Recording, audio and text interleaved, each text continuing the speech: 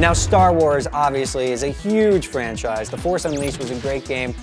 In terms of things in the Star Wars universe, like the Force, what's realistic and what is completely fantasy? Well, the Force, first of all, holds the galaxy together. You tap into it mentally. You're allowed to control other people's thoughts and manipulate objects around you, like, for example, a lightsaber. Aspects of this Force we are working on today. We can now begin to decipher the outlines of thinking via the electroencephalogram and the MRI, which gives us living pictures of thoughts ricocheting like a ping pong ball inside the brain. We now have computers that can read these thoughts. In fact, in Japan, we even have a device that allows you to see what you are seeing on a small scale. Eventually, we'll be able to photograph a dream, for example. That's well within the laws of physics, to photograph a dream.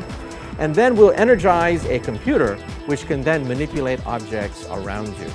And the Force allows you to control other people's motions as well.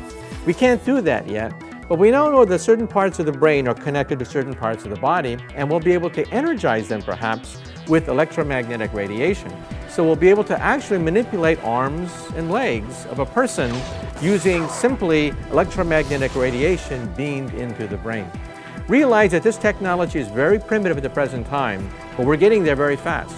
Already, people who are totally paralyzed, can be hooked up to a laptop computer and move wheelchairs, play video games, do crossword puzzles, and write emails, even if you are totally paralyzed. I'm stronger than you realize. Okay, thank you so much for your time. We appreciate your insight into these very, very interesting topics.